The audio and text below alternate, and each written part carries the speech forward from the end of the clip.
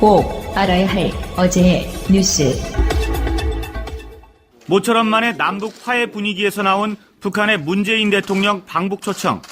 중국 언론은 이를 중요한 신호로 규정하면서 배경에는 전쟁 가능성을 없애기 위한 관련국들의 끊임없는 노력이 있었다고 평가했습니다.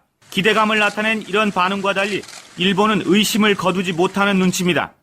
요미우리 신문은 북한이 가장 무너지기 쉬운 한국을 목표로 삼아 한미일 분열을 꾀하고 있다고 우려했습니다. 아사히 신문은 북한이 미국에서 한국을 떼어내 국제사회의 제재 포위망에 구멍을 내려야 한다고 분석했습니다. 어떤 식으로든 답을 내야 하는 한국이 상당히 곤란한 처지, 기로에 선 상황이라는 생각은 중국과 일본 모두 마찬가지입니다. 하지만 해법에 대한 훈수는 확연히 엇갈립니다. 중국 언론은 일단 대화를 이어가는 게 중요하다고 강조했습니다. 북한의 제의는 올림픽 이후에도 핵미사일 개발 활동 중단을 지속하겠다는 의미라면서 대화를 이어가며 실질적으로 문제를 해결해 나가야 한다고 주장했습니다. 그러면서 어렵지만 문 대통령이 미국을 설득할 수 있다며 기대감을 나타냈습니다. 일본 언론은 그러나 핵 문제가 빠진 관계 개선은 안 된다며 선을 그었습니다. 북미 대화를 끌어내기 위해 한국이 서두르는 모습에서 위험을 느낀다며 속도 조절을 거론하기도 했습니다. 문 대통령의 방북 가능성에 대해서는 중국 언론은 대체로 높게 봤지만 일본은 당분간 가능성이 크지 않다는 쪽이 우세합니다. 이낙연 국무총리가 김여정 조선노동당 중앙위원회 제1부부장 등 북한 대표단을 반갑게 맞이합니다. 이 총리와 북한 고위급 대표단은 환담 후 오찬장으로 향했습니다. 오찬장 헤드테이블에는 이 총리를 중심으로 양쪽에 김여정 부부장과 김영남 상임위원장이 앉았습니다. 도종환 문체부 장관과 조명균 통일부 장관, 강수진 국립발레단 감독과 북측 최휘 국가체육지도위원장, 김성애 조국평화통일위원회 서기국 부장이 같은 테이블에서 식사했습니다. 오찬 분위기는 대체로 화기애애했던 것으로 전해졌습니다. 검은 원피스에 회색 자켓을 입은 김 부부장은 시종일관 밝은 표정이었습니다. 앞서 고위급 대표단은 어제 저녁 강릉에서 조명균 통일부 장관 주최 만찬에 참석했습니다. 주요 외신들은 김정은 북한 노동당 위원장의 특사 자격으로 한국을 찾은 김여정의 일거수일투족에 큰 관심을 보였습니다. Kim Yo-jong is the first member of the ruling family to cross into the South since the Korean War. 미국 워싱턴 포스트는 김여정을 도널드 트럼프 미국 대통령의 장녀 이방카 트럼프에 비유하며 북한의 이방카 트럼프가 한국 사람들의 마음을 사로잡았다고 보도했습니다. 세계인의 축제 올림픽이 시작됐지만 검찰의 물밑 수사는 바쁘게 돌아가고 있습니다. 개회 당일 다스 협력업체 금강에 이영배 대표를 소환한 데 이어 강경호 다스 대표이사를 불러 다스가 BBK 투자금 140억 원을 돌려받은 경위 등을 캐물었습니다. 최근 다스의 해외 소송비를 삼성이 대신 내줬다는 의혹과 관련해선 압수수색 결과물을 분석하는 작업을 이어가는 등 이학수 전 부회장 소환에 대비하는 분위기입니다. 검찰 관계자는 올림픽이 시작되면 공개 수사를 자제하겠다는 것이지 수사를 아예 안 하겠다는 것은 아니다라며 올림픽 기간에도 최대한 수사망을 넓혀갈 것을 시사한 바 있습니다. 군 사이버사령부의 정치 개입 사건을 축소 은폐한 의혹에 대한 수사에도 다시금 속도가 붙고 있습니다. 군 수사 당시 조직적 대선 개입은 없었다는 사실상의 가이드라인을 마련한 혐의를 받는 백낙종 전 국방부 조사본부장이 구속되면서 검찰은 한 차례 고비를 넘긴 모습입니다. 김관진 전 국방부 장관 등 윗선을 향한 수사가 탄력을 받게 되면서 백 전 본부장도 기소 전까지 강도 높은 조사는 불가피할 전망입니다. 이 전 대통령을 주범으로 적시한 국정원 자금 불법 수수 의혹과 관련해서도 권재진 당시 청와대 민정수석 등 윗선을 향한 수사 행보를 이어가는 등 올림픽 기간 검찰은 증거 다지기에 주력한다는 방침입니다. 방송 중간에 좋아요를 눌러주시면 새날팀들에게 큰 힘이 됩니다. 미리 감사합니다. 트위터가 진짜 언론입니다. 최근에 재밌게도요, 국민의당의 한석, 민주평화당의 한석, 이렇게 국회 의석을 나란히 잃더라고요. 민주평화당은 박준영, 전남, 영암, 무안, 신안, 그리고 바른미래당은 송기석, 광주 서구갑 이 두 사람이 공교롭게도 대법원 확정 판결 받아가지고 국회 의석을 잃어서요.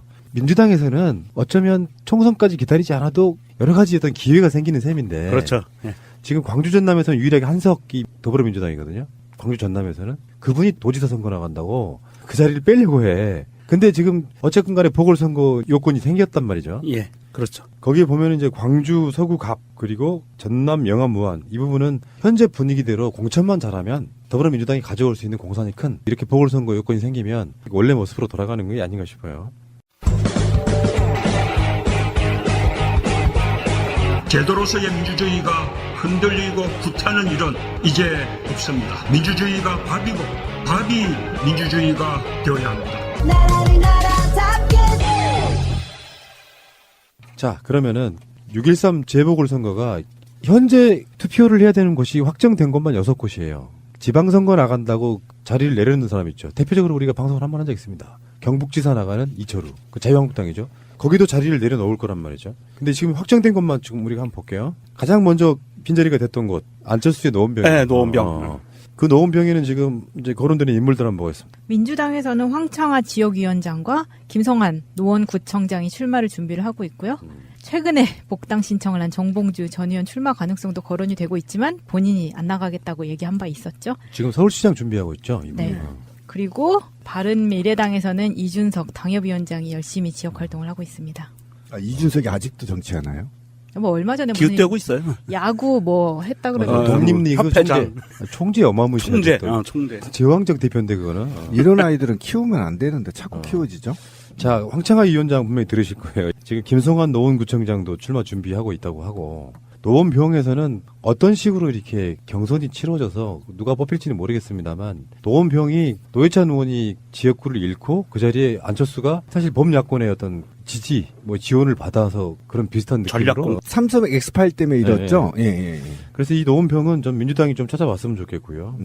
자, 그 다음에 송파을이죠. 송파을에 지금 거론되시는 분들.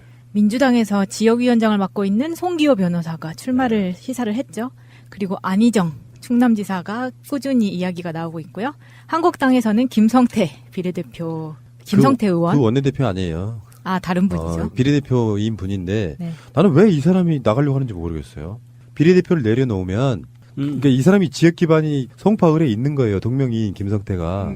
근데 비례대표를 내려놓고 출마를 하면 어차피 자유한국당에서는 승계를 하잖아요. 근데 여기 지역 기반이 굉장히 좋은 거예요. 왜 그러냐면 이 사람은 비례대표가 만들어진 다음에 자기가 내려갈 지역구로 이미 털을 다지고 있었던 거죠. 총선까지 기다리려고 했는데 건수가 생긴 거예요. 최명길 때문에. 그리고 마지막으로 바미당, 바른미래당에서는 박종진 전 MBN 앵커가 거론되고 있습니다. 박종진 MBN 앵커라는 것도 웃겨요. 종편에서 여러 가지 부류의 앵커들이 있잖아요. 가장 희화화된 캐릭터는 이제 김정은 살찐 거 걱정하시는 분, 엄성섭. 박종진 MBN 앵커가 정말 허접한 사람이거든. 진행도 잘 못하고 컨텐츠도 없고 그냥 어그로 끄는데 되게 유명했던 바로 이런 인물인데 여기는 이제 우리의 관심 포인트는 안희정 지사가 아직도 지금 출마설이 오르내리고 있는데 안희정 지사가 도지사를 삼선을 하지 않고 지금 당대표를 노리느냐 아니면 천안에 생기는 앞으로 생길 요인이 있어요. 천안에 생기는 곳에 나갈 거냐 이런 부분이 있는데 송파을은 우리가 생각하는 것보다 굉장히 어려운 지역입니다. 네, 송파구에서도 좀 잘 사는 지역이에요. 네. 최명길은 어부지리로 당선된 거예요. 박근혜의 지금 현재 변호사 그 사람이 공천 못 받으면서 자유한국당 공천이 없었기 때문에 가능했던 새누리당 공천이 없었기 때문에 가능했던 바로 그 지역이고요. 다음 지역으로 한번 가볼게요. 울산 북인데 여기는 윤종호 민중당 의원이 당선 무효가 됐어요. 선거법 위반이라고 해서 진보세가 정말 강한 지역이에요. 그 울산 중에 공장이 많은 지역. 노동자들이 많은 지역이죠. 네. 그래서 민주당에서는 이상원 지역위원장과 이경훈 전 현대차 노조위원장이 유력 주자로 거론이 되고 있고요. 한국당에서는 윤두환 당협위원장과 박대동 전 의원이 거론되고 있습니다. 정의당에서는 조승수 전 의원, 그리고 민중당에서 권옥일 전 민주노총 울산본부장이 각각 출마를 선언했습니다. 근데 여기는 정의당 입장에서 보면 다른 지역은 우리가 양보할 수 있어. 우리한테 이거 밀어줘. 이런 관점으로 갈 가능성도 있는 거죠. 그쪽은 노무현 대통령이 출마를 선언한 첫 지역이죠. 굉장히 의미가 있는 지역이에요, 북구는. 예. 최경환 들어갔죠. 홍문종 들어갈 거죠. 그리고 굉장히 많이 있잖아요. 한 10개 될 것 같아요, 얼추. 10석 정도. 더 될 수도 있고요. 예. 지금 아직 대법원 판결이 안 나온 사람도 있고요. 이걸 빨리 치러내야 되는데 올해는 아마 뭐 시민님 말씀처럼 단체장 출마하고 이런 사람들까지 합치면 한 10석 정도 되지 않을까 하는데 이렇게 10석 이상 뭐 두 자리 숫자로 넘어가면은 이걸 미니 총선이라고 하죠. 그렇죠. 이 분위기 속에서는 이제 민주당 입장은 굉장히 좀 유리한 건 사실이에요. 좀 몰아줘야 됩니다. 왜 그러냐면 개헌도 있고 또 향후 문재인 정부 정책 성공을 위해서라도 좀 몰아줘야지. 지금 이게 한국당이 저렇게 발목을 잡고 있으니까 아무것도 못하고 있는 입장이고 또는 이 좋은 정책들이 국민들한테 직접 몸에 와 닿지 않는 거잖아요. 그래서 좀 한쪽으로 몰아줘야 된다 이번에는. 저는 이것을 이 보궐선거를 볼 때마다 느끼는 안타까움이 있어요. 어떤 부분이냐면 우리나라 사법 체계의 3심제를 채택하는 것은 국민들의 권리가 침해받을 수 있는 가능성을 최대한 줄여보자라는 의미에서 만든 거거든요. 그래서 1심, 2심, 3심을 봤는데 이런 선출직 공무원이라고 얘기하는 국회의원 같은 사람들이 당선 무효형이 나올 수 있는 이런 형에 대해서는 3심까지 가지 말고 부정선거에 대한 것 단심으로 끝내잖아요. 이런 식으로 국회의원에 대해서는 국회의원 자리를 잃어버릴 수 있는 그런 판결에 대한 단심으로 그냥 끝냈으면 좋겠어요. 아니 지새끼들이 법을 만드니까 그렇지. 우리 민정수석이 뭔가 좀 굉장히 좁은 시야로 말씀하시는 거예요. 최민희 의원 같은 경우는 어떻게 그럼 그렇게 법을 그렇게 악용해 먹으면 방법이 없는 거라서 지루하더라도 또 재보궐선거가 이것만 있는 게 아니라 어차피 올해는 아마 없을 거고요. 재보궐선거는 내년 한 4월 달쯤에 또 있을 가능성이 있으니까 공석으로 있다는 게 좀 안타까운 부분이긴 한데 잠시 후에 오겠습니다. 자, LCT 비리로 물러난 배덕광. 이 사람은 그냥 비리. 이 사람 어떤 하소연도 필요 없는 사람이에요. 자기 스스로가 그만뒀어. 나중에는 하도 이제 검찰 수사를 받아야 돼서. 여기는 홍준표 대표의 측근이죠. 김대식 여의도 연구원장. 그리고 민주당에서는 윤준호 지역위원장 있고요. 국민의당에서 노무현 정부 시절 청와대 홍보수석을 지낸 바 있는 이해성 전 수석이 출마를 준비합니다. 이런데도 분위기만 잘 타고 투표율만 높으면 특히 재보궐선거는 투표율이 엄청났잖아요. 근데 지방선거도 개헌투표까지 같이만 이제 걸려 있다면 국민들 입장에서 대통령 하나 바꿨지만 힘들다. 지방 권력도 바꾸자 하고 붐이 일어난다고 생각하면요. 저는 일어날 거라고 봅니다. 투표율 70%만 넘길 수 있다면 이런 지역들은 가져올 수 있습니다. 다음에 이제 광주로 갈게요. 광주 서구갑. 민주당 소속의 박혜자 지역위원장과 송갑석 광주학교 이사장, 그리고 국민의당에서는 바른미래당이죠. 정용화 고려인마을 후원회장과 이건태 변호사, 그리고 민평당에서는 김명진 전당대표 비서실장 등이 거론되고 있습니다. 야, 우리 가끔씩 고향에 가거나 어렸을 때 봤던 분들도 계시네요. 송갑석 씨 이런 분들. 정용화 씨도 마찬가지고. 정용화 씨가 원래 당시 새누리당에 있던 정치인이에요. 그러다가 지금 국민의당하고 바른당이 합당하면서 이쪽 정치인이 돼 있는데 다시 가겠네요. 네. 다음에 이제 박준영 지역구인 전남 영암무안신안. 아, 여기는 군, 시군 이런 데가 막 3개씩 합쳐져가지고 지역구 관리하기 엄청 힘들겠죠. 민주당에서는 서삼석 지역위원장과 백재욱 청와대 행정관, 그리고 우기종 전라남도 정무부지사의 등판도 가능성이 있고요. 야권에서는 국민의당 소속의 이윤석 전 의원과 배용태 전 전남도 행정부지사 등이 도전할 것으로 예상됩니다. 신안군이 고향인 김대중 대통령의 삼남 김홍걸 위원장의 출마도 거론 중입니다. 이 지역의 다른 뭐 국민의당이나 빠당이나 뭐 이런 데가 좀 접근하는 게 좀 예의가 아닌 게 싶다. 신안이 우리 그때 김대중 대통령 정신을 또 이었고 있는데 건방지게 숟가락 얹으려고 하지 마라. 이거는 이제 선거에 있어서 핵심 포인트는 득표율 15%예요. 선거 비용 보전 받을 수 있는 15%만 되면 정치적으로 투자해요. 여론조사 대충 돌려보니까 한 20%는 나오더라. 선거에서도 그 정도 나올 가능성이 없다라고 하면 당선되지 않을 가능성이 훨씬 높음에도 불구하고 지역구에서 이름 한 번 알리는데 합법적으로 돈 안 들이고 15%니까 그런 의미에서 나오시는 분들 굉장히 많죠. 이곳에서 출마가 점쳐지는 이윤석 전 의원은 이분은 민주평화당으로 갈아타신 분이네요. 그런 이야기를 한번 해보고 싶은 거거든요. 왜 뭐 6개 지역구 이야기만 하느냐 이런 게 아니라 지금 지방선거를 계기로 해서 민주당하고 자유한국당하고 3석 차이 정도 날 거예요. 근데 이게 당장 올해 6월 달이면 국회의원 구성이 바뀝니다. 국회의장도 바꿔야 돼요. 상반기가 끝나고 하반기가 되니까. 그럴 때 어떤 식으로 의석이 배분되고 바뀔 것이냐. 잘못하면 의석이 역전될 수도 있고요. 잘하면 3석, 4석 차이에서 10석 이상 벌릴 수도 있거든요. 그런 부분에서는 이번 재보궐선거가 어쩌면 지방선거만큼이나 중요하다는 거죠. 지방선거는 사실 포인트는 몇 개 없어요. 인천, 경기, PK, TK예요. 그 정도만 선방하면 민주당이 대승했다 이렇게 얘기할 수 있는 그 부분인데 근데 국회의석은 또 그게 안 바뀌어서 만약에 뭐 한 간발의 차이로 역전당한다거나 이런 게 생길 수 있어서 지금 최근에 이계호 전남의 유일한 의원이 전남지사 나가려니까 나 사퇴하려 하니까 당에서 막 말리다가 왜 말려? 나 나가고 싶어 막 이렇게 약간 잡음이 있었던 걸로 기억하는데. 한석이 아까운 거죠. 지금 121대 117이니까 여기서 10석을 가져오면 사실 다 가져오면 131대 또 빠져야 되는 거죠. 그러니까 문재인 정부의 중말기에 힘있게 개혁을 하는 거고 만약에 여기서 이제 재보선을 못 가져올 경우에는 상당히 이제 문재인 정부의 중기 말기에 어려움이 처할 거다. 지금도 지금 저렇게 발목을 잡고 있지 않습니까? 그래서 저는 이번에는 좀 국민적 재보선이 돼야 되는 거 아니냐. 그렇죠. 지역보다도 큰 대승적 차원에서 좀 예를 들면 A 지역이 재보선이 있다 그러면 거기에 깨어있는 시민들이 벌떼처럼 전화하고 또 지인들을 찾아서 선거를 올바르게 할 수 있도록 지원해 주는 것도 굉장히 중요하다. 그러니까 지역구들을 보면요. 지금 더불어민주당의 지역구는 단 한 곳도 없어요. 그렇죠. 지금 송파을만 해도 국민의당 거였고 노원병도 국민의당 거였고 울산 북은 민중당 거였고 해운대을은 자유한국당. 광주 서갑, 전남 영암 무안도 예전에 국민의당 거였죠. 그러니까 더불어민주당은 여기서 몇 석만 더 가져와도 가져올 공산이 많은 곳이 많잖아요. 근데 해운대을도 가능하다고 보고요. 광주 서갑, 전남 영암 무안 신안 그리고 송파을, 노원병, 울산 북 정도는 좀 뭐 어려울 수도 있겠습니다만 6개 중에서 5개를 가져오면 127석 되죠. 그러니까 이게 지방선거만큼이나 공을 들여야 된다는 거죠. 그러니까 저는 그래서 아까도 말씀 잠깐 이제 우리 곰PD가 지나쳤는데 현재 국회의원들이 지방 단체장으로 좀 나가는 걸 삼가했으면 좋겠다. 왜 그러냐면 문재인 정부가 성공해야 돼요.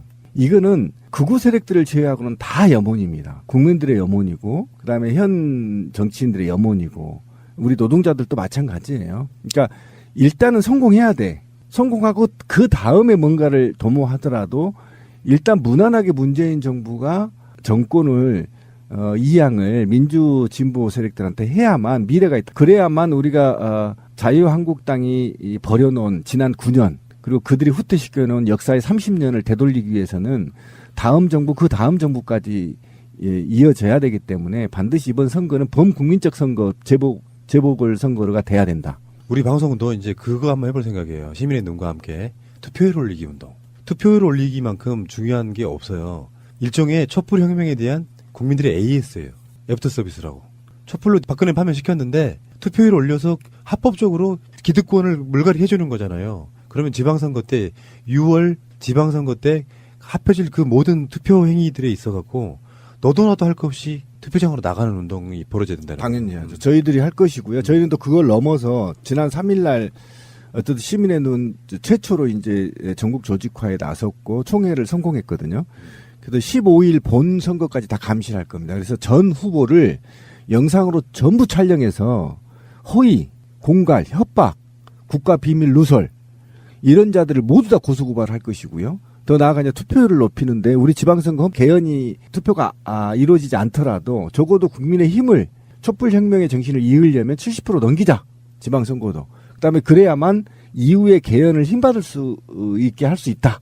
이런 정신으로 아마 시민의원도 크게 새날을 곧 찾을 겁니다. 굉장히 오랜 시간 동안 기대해왔던 정권교체가 끝이 아니라 시작이라고 우리가 이야기해왔지만 막상 내 삶이 바쁘다 보니까 내가 뭘 해야지? 굉장히 많은 분들은 아직도 뭐 온라인상에서나 이렇게 여러 가지 활동들을 하시는데 실제로는 누가 말씀하셨던 것처럼 김갑수 작가님 말씀하셨던 것처럼 문재인을 대상화하지 말고 나라고 생각하면 이 상황에서 우리가 할 수 있는 거 희한하게 대선 투표율 높지만 총선 좀 떨어지고 지방선거 떨어지고 재보선 떨어지잖아요. 그 국민들 얼마 되지도 않는 뭐 20%, 15%의 투표율 같은 걸로 국민을 대표하는 지금까지 적폐가 있었거든요. 법이 그렇다면 어쩔 수 없죠. 직접 국민이 나서서 투표를 올리는 수밖에 없죠. 근데 안타까운 건 사실은 그게 있어요. 그러니까 더불어민주당이 121석 아닙니까? 그다음에 사실은 국민들이 야권이라고 당시 지금은 야권이라고 얘기했던 국민의당의 의석수가 20석이 넘었단 말이에요.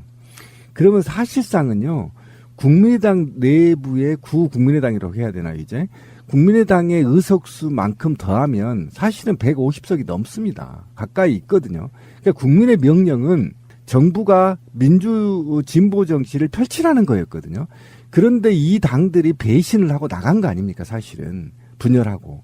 그래서 지금 민의가 굴절되고 있어요. 근데 이번 지방선거에서 이들을 단죄하고, 물론 뭐 보궐선거지만 그게 몇 자리가 될지 모르지만 이것을 가져오는 것, 찾아오는 것이 촛불혁명의 연속선에 있다. 이런 측면에서 이번 지방선거는 반드시 우리가 과거의 지방선거하고 남다른 굉장히 특별한 촛불혁명 이후에 최초로 시행되는 지방선거, 이거를 반드시 우리가 되찾아오지 않으면 문재인 정부도 상당히 힘들어질 가능성이 있어서 각고에 지금부터 노력해야 된다.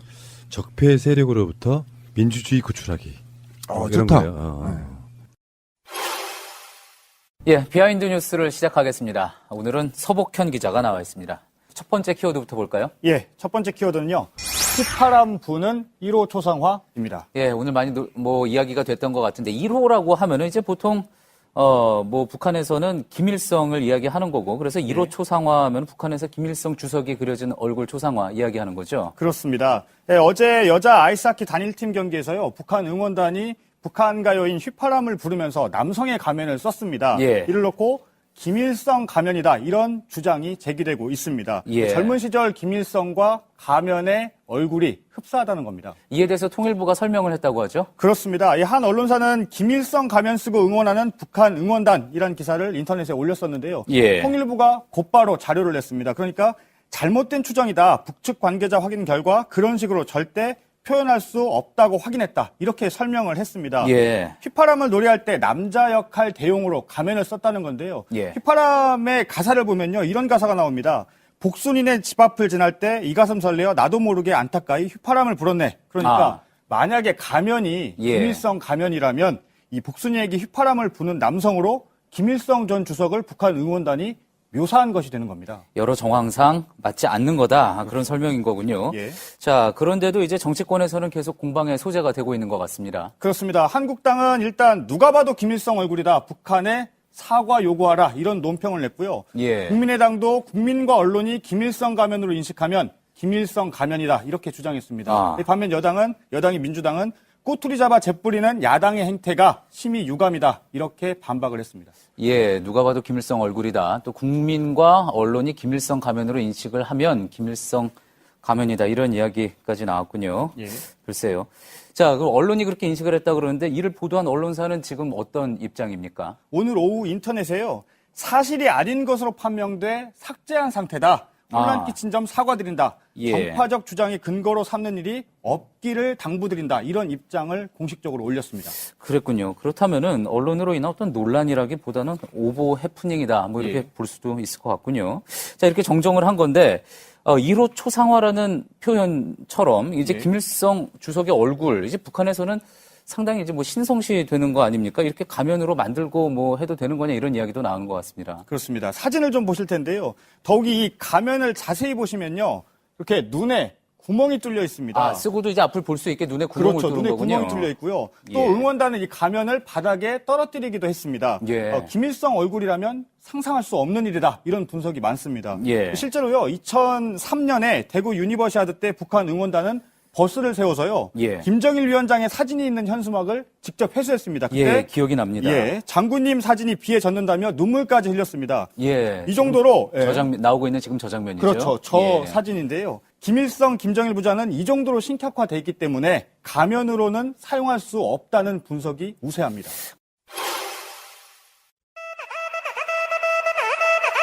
곽승훈 노무사의 노동 이야기. 네, 곽승훈의 노동 이야기. 노무사님 안녕하세요. 네, 안녕하십니까. 네, 요즘에 계속 너무 추운 한파가 연일 지속되고 있습니다. 이렇게 그 추위가 오래 가는 거 저 처음 봤어요. 네, 그러니까 그전에는 사실은 겨울이면은 바람에 싸대기를 맞는다라는 거 정도였는데 지금은 정말 어퍼컷 훅 막 들어오는 것 같은데 그런 느낌이 확 들었어요. 정말 나가자마자 이 바람이 훅 들어오는데 헉 하는 소리가 절로 났다니까요. 그렇죠. 예전에야 4만 4원이라고 했는데 지금은 한 9한 1원 정도? 그 정도만 돼도 감지덕지예요. 저 아는 분이 요즘 날씨가 조금 푹해졌네라고 얘기했는데 영하 8도 네. 그런 거예요. 그래서 사람이 적응력이 엄청나구나라는 걸 느꼈다고 하시더라고요. 그렇죠. 이런 상황에서 특히나 공동주택에 사시는 분들의 경우는 세탁기를 못 쓰는 경우들이 많아요. 바로 저희 집이 그러고 있습니다. 저도 그렇거든요. 지금 세탁기를 2주째 못 돌려. 예. 그래서 역설적으로 지금 대호황이 난 곳이 바로 코인 빨래방입니다. 네, 맞아요. 지금 코인 빨래방이 지금 사람으로 엄청 북적북적해서 거기 예. 할 수도 없다고 하더라고요. 예. 밤 네. 12시에 가도 사람이 줄을 서서 기다리고 있을 정도예요. 저희 동네는. 대박. 저도 그래서 어젯밤에 12시 넘게 가서 1시간 기다려서 진짜 하셨어요? 했어요. 와, 빨래하고 왔어요. 대박. 저는 정말 어쩔 수 없이 꼭 필요한 것만 지금 손빨래하고 있습니다. 그렇죠. 특히 저번 달 그 말에 영하 17도, 그 최강 기온이 영하 23도로 아주 그냥 최정점을 찍었었죠. 네. 그래서 오늘은 이 추운 날에 특히 고생하는 5개 노동자 이야기를 좀 해보려고 해요. 네, 사실은 저희는 이제 저 같은 경우는 이제 노무사님도 저는 약간 밖에 나갈 일도 많지만 노무사님은 이제 사무실에서 근무하시잖아요. 이제 실내에서 근무하시는 분들은 사실은 출퇴근 시간 너무 춥다 그렇지만 이제 건물 들어가면 이제 괜찮긴 하지만 이제 밖에서 일하시는 분들은 이 추위에 과연 어떻게 지내실까? 사실은 나 추운 것만 생각했지 다른 일하시는 분들 생각을 잘 못했는데요. 그분들 이야기를 오늘 좀 나눠보려고 합니다. 네. 네. 그래서 5개 노동자라고 하면 이제 근무의 대부분을 실내가 아닌 실외에서 5개에서 하는 노동자들을 이제 5개 노동자라고 하는데요. 가장 대표적인 5개 노동자로 누가 먼저 떠오르세요? 저는 택배분들. 네. 그렇죠. 우리가 낮에 제일 많이 기다리는 분들이죠. 그러니까요. 우리 정말 택배 아저씨의 벨소리만 기다리고 있는 사람들이 그렇죠. 정말 많은데 그 고마운 택배 아저씨 분들이 밖에서 계속 돌아다니시는 직업이잖아요. 그렇죠. 네. 예. 그런데 이제 택배 기사분들은 그나마 돌아다닐 때는 차 안에서 돌아다녀요. 그러니까 히터 틀고 다닐 수 있는데 그 일 자체가 안에서는 차 안에서라도 전혀 할 수 없는 그리고 실내에 들어갈 일 자체가 없는 그리고 하루에 제일 먼저 일을 시작하는 노동자들이 있어요. 바로 청소 노동자들. 우리 환경미화원이라고 하죠. 청소 노동자분들은 그냥 일터 자체가 밖이에요. 그러네요. 예. 어디 바람 막아줄 데도 없어요. 이분들은 새벽에 출근을 하는데요. 어떤 지역에서는 새벽 1시부터 출근하기도 해요. 그래서 이제 일이 끝나는 시간대가 그럴 때가 이제 하루 중에 가장 추운 한 새벽 4시, 5시 이쯤에 일이 끝나거든요. 하긴 그러고 보니까 청소하시는 분들이 낮에 청소를 하지는 않으시죠? 그렇죠. 이 청소 노동자들이 그 강요받아온 그 하나의 좀 슬픈 이야기가 그거예요. 자기들이 보이지 않는 거, 시민들에게 보이지 않는 거, 이것도 업무 중에 하나라고 강요받아와요. 정말 우렁각시처럼 이렇게 안 보여야지 되는 존재처럼 인식이 되고 있는 것 같아요. 그렇죠. 그러니까 청소하는 모습이 보기 불편하고 왠지 좀 불결하다 이런 그 시민들의 잘못된 의식 이런 것들 있네요. 아니 사실은 청소한다고 해서 9시 출근해서 6시 퇴근하지 말란 법은 없는데 낮에 청소하지 않아야 되는 이유가 특별히 있는 건 아니잖아요. 예, 그런 건 아니지만 이제 시민들이 이제 출근을 하는 그 출근길에 그 쓰레기가 이제 미관상 좋지 않고 또 특히나 음식물 쓰레기 같은 경우는 악취가 이게 오래 놔두면 악취가 있으니까 그런 점에서도 이제 새벽에 시민들 출근 전에 청소를 하게 되는데요. 이러다 보니까 특히 겨울에는 음식물 쓰레기 같은 경우는 아무래도 그 수분이 아직 많이 있기 때문에 이게 얼어붙어요. 그러니까 이거를 통을 비우기 위해서 막 흔들어보고 뒤집기도 하고 막 두들기고 이러다 보면은 그 손에 물론 목장갑을 끼시지만 그 목장갑에 그 국물이 다 스며들어가고 이게 또 얼어버린단 말이에요. 아이고. 예, 이렇게 되면 이제 손가락의 그 감각도 잘 느껴지지 않고 또 이런 상황에서 시민들 출근하기 전에 빨리 자기들이 없어져야 되니까 안 보여야 되니까 빨리 일을 좀 해야 된다는 조바심이 생기고요.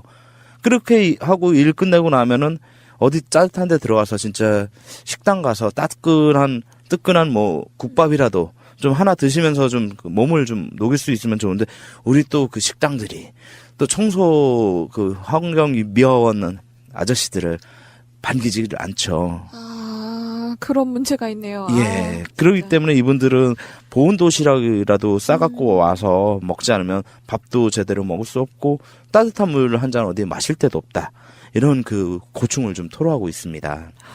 이분들 정말 추운 날씨에는 정말 큰일이네요. 그렇죠. 뭐 여름이나 뭐 봄이나 봄 가을에는 상관이 없지만 이 추운 날에는 또 밖에서 장시간 일하다 보면 체온이 내려가서 또 위험할 수도 있잖아요. 동상 걸리는 거는 예사죠.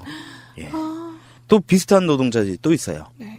또 비슷한 노동자들이 이제 우리 일반적으로는 잘 안 보일 수 있는데 공항에서 일하는 노동자들, 특히 하역 노동자들. 이 공항이라는 곳이 아시다시피 그 굉장히 그 활주로 때문에 허벌판에 지어져야 되잖아요. 그렇죠. 도심에 지어질 수 없고. 그렇죠. 그러다 보니까 상대적으로 기온은 더 낮고 바람은 더 많이 분단 말이에요. 특히나 인천공항 같은 경우는 바닷가이기 때문에 이 바닷바람이 또 보통 세요. 그렇죠. 바닷바람도 세고 항공기가 이착륙하면서 만드는 바람도 있고요. 그렇죠.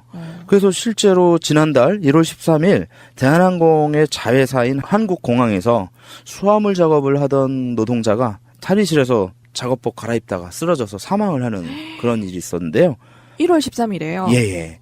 그때 이제 그 부검을 어쩔 수 없이 해야 되니까 부검을 했는데 부검이 소견이 사망 원인으로 과로와 극심한 스트레스 그리고 날씨 이 세 가지를 사망의 원인으로 추정을 한다라는 소견을 낼 정도였습니다.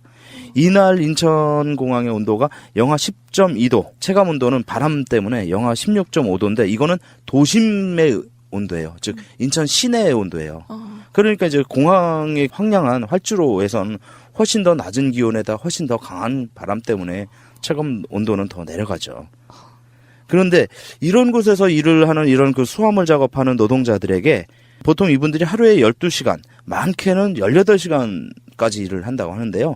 이분들이 노동 시간 중에서 몸을 녹이거나 따뜻한 물 한 잔 마실 수 있는 대기실이 없답니다. 이거는 정말 이 대한항공에서 잘못한 거네요. 그렇죠. 아니 청소 노동자분들이야 어떻게 할 수 있는 방법이 조금 이렇게 고민이 되지만 이거는 분명히 대기실만이라도 만들어서 잠깐이라도 몸을 녹일 수 있는 공간이 있고 시간이 있으면 충분히 해결될 수 있는 문제인데. 네. 이건 조금 문제네요. 그렇죠. 그리고 이제 아까 승아님이 말씀하신 그 택배. 근데 이제 그 택배를 이제 그 배송하는 그 노동자들도 물론 추위에 작업을 하지만 이분들보다 더 열악한 환경에서 일하는 분들이 바로 택배 터미널에서 상하차 작업하는 분들. 이분들, 분류하고 상하차 하는 분들. 이분이 정말 택배 기사가 그냥 커피면 이분들은 TOPG. 이 정도예요. 네, 옛날에 그 무한도전 거기서 그 하하 씨가 여기인가? 네. 어쨌든 거기서 알바하는 그거를 봤는데 이 상하차 작업이라는 게 엄청 힘들다고 하더라고요. 어마어마하죠. 네, 그 허리 부상 당할 위험은 항상 상존하고요. 네. 여름엔 더워 죽죠. 그래서 그 왜 정말 사람들이 하기 싫어해서 외국인 노동자분들이 많이 계신다고. 그렇죠. 예. 그만큼 일당은 세지만 센 일당만큼 노동 강도가 어마어마하고 특히 겨울이 문제예요. 왜냐하면 이 택배 터미널에서는요 전열기구를 쓸 수 없어요. 혹시 사고 나서 택배 불날까봐. 그렇죠. 불날까봐 난로를 못 피우는 거예요. 아이고. 그러니 택배 그 터미널 보면 이게 어마어마하게 큰 물류 창고거든요. 그 자체에 어떠한 단열재도 못 놓아 있고, 왜냐하면 그 물류 창고에 단열재를 투자한 만큼 가치가 중요하지 않다라고 그 공장주들은 생각하거든요. 그런데다가 또 화재 위험 때문에 전열기구를 놓을 수도 없고 이런 상황이기 때문에 개인적으로 핫팩이라든가 이런 걸로 겨우 의존을 해야 되는데 30분만 택배 분류나 상하차 작업하면 발바닥이 딱 얼어붙는데요. 발 시려운 거 진짜 최고죠. 예, 아무리 뭐 양말을 2겹, 3겹 껴 신고 또 뭐 등산화로 신더라도 발바닥이 진짜 밑에서부터 발끝에서부터 이렇게 얼어온다라는 느낌이 확 드는데 저도 이것을 간접 비슷한 경험을 예전에 해봤어요. 저도 이제 20년 전에 그 이제 하기 위해서 군고마 장사를 이 겨울에 이 계절 딱 해봤었는데 영하 한 10도 이상 떨어지면 밀바닥에서부터 발이 얼어온다는 게 느껴져갖고 나중에는 장까지 얼어붙는다 이런 느낌이 들어서 장폐색까지 오더라고요. 우와, 진짜로 예. 이게 실질적으로 이제 올라오는 거네요? 네. 저 같은 경우는 그 밑에 박스를 2겹, 3겹을 깔고 그 위에 서 있는데도 그런 정도인 거죠. 그러니까 저 같은 경우 뭐 그때는 그냥 자영업이니까 일종의 저 혼자서 뭐 또 아르바이트해서 돈 벌어서 공부하려고 하는 그런 목적에서 한 거기 때문에 정이 추우면은 오늘은 그만하자고 들어갈 수 있지만 노동자들은 안 되잖아요. 정해진 출퇴근 시간에 춥다고 자기 마음대로 들어갈 수 있나? 못 그러죠. 그러니까 항상 이분들은 그런 고통에 좀 노출되어 있죠. 네, 아니 이분들 그러면은 그렇게 그냥 계속 당하고 있어야 되는 겁니까? 아니면 법적으로 뭔가 이분들에게 보장할 수 있는 그런 대책 같은 건 아예 없는 거예요? 문제는 바로 그 점이에요. 우리가 여름에는 이제 그 폭염, 이렇게 그 폭염 경보가 나고 하면 그 열사병 예방지수 온도라는 게 있어요. 그 온도가 일정 온도 이상이 되면 산업안전보건법에 의해서 그 8시간 이하로 노동시간을 단축하도록 그 규정이 되어 있어요. 그러니까, 여름에는 그나마 노동자의 안전을 보호할 수 있는 그런 조치들이 규정되어 있는데, 겨울, 한랭한 기온에 대해서는 사실상 아무런 규정이 없다는 점입니다. 진짜 없군요. 네.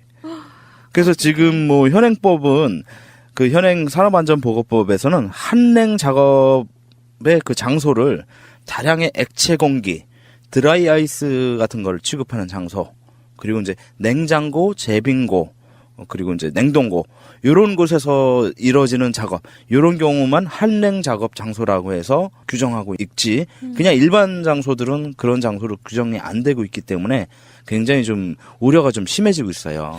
뭔가 이게 규정이 마련돼야 되지 않을까요? 앞으로 사실 이상 기온도 굉장히 많고요. 혹한기도 있고 혹서기도 있고 그런데 왜 제가 상하이에 있었을 때는 40도가 이상이 되면은 출근 안 해도 된다 뭐 이런 게 있었거든요. 네. 그러면 우리나라에도 만약에 정말 40도가 넘어가고 아니면 영하 뭐 정말 20도 막 이렇게 체감 온도 막 그렇게 내려가면은 이거는 좀 합법적으로 다 같이 쉴 수 있도록 좀 해야 되지 않을까요? 국민 건강을 위해서. 그렇죠. 뭐 우리 남성분들 특히 이제 군대 갔다 오신 분 남성분들은 아시겠지만 군대에서도요. 여름에 일정 온도 이상으로 올라가거나 겨울에 일정 온도 이하로 내려가면 훈련 안 해요. 네. 그건 이제 그 장병들이 아무리 20대 초반에 건장한 장병들이라 하더라도 이 사람들조차도 위험하다라는 그 객관적인 의학적인 그 경험치가 있기 때문이죠. 그런데 노동자에 대해서는 그런 것들이 없다라는 점. 그러니까요. 그러니까 사업주가 사용자가 알아서 하도록 이렇게 놔두고 있는 이 현실이 그러니까 노동자의 안전과 보건을 위한 법이라는 산업안전보건법이 여기에 바로 맹점이 있다라고 이제 많은 비판을 요즘 받고 있습니다. 그러다 보니까 이제 핫팩 같은 거, 뭐 그리고 이제 워머 이런 그 방한용품은 사업주가 주면 고맙고 안 줘도 되는 걸로. 그렇죠. 아무런 규정이나 뭐 이렇게 꼭 지켜야 되는 법이 없으니까요. 그렇죠. 그리고 아니 저는 그것도 그렇지만 이게 쉴 수 있는 공간 잠깐이라도 이제 들어갔다 나오면은 그래도 괜찮잖아요. 장시간 계속 노출되는 것보단 좀 나을 수 있는데 그럼요. 예. 네, 그런 공간이 전혀 없다는 게 좀 문제인 것 같아요. 그렇죠. 단 10분만이라도 좀 따뜻한 데서 몸을 녹일 수 있어야죠. 네. 하다못해 기계도 그거를 그냥 놔두면은 돌아가다 멈춘단 말이에요. 그러니까 지금 요즘에 정말 기계도 참다 못해서 막 터지고 있잖아요. 그렇죠. 그런데 사람은 우리 뭐 그리고 은행 ATM 기기들도 겨울에 가면요. 겨울에 밤에 그 돈 찾으러 들어가 보면 히터 돌아요. 그죠? 이게 그 들어오신 우리 그 고객들을 위해서 도는 게 아니라 그 기계 멈추지 말라고 도는 건데 사람을 위해서는 왜 그런 거를 안 할까? 그런 그 생각이 좀 그쵸. 들고요. 어차피 은행에서 여름에 에어컨 빵빵하게 틀고 겨울에 히터 트는 게 기계 때문이었군요. 그렇죠. 그런데 여기서 하나 더 그 은행의 그 ATM기를 이용해 보려고 요즘은 들어가 보면요. 어떤 곳들은 이런 그 안내 문구가 있습니다.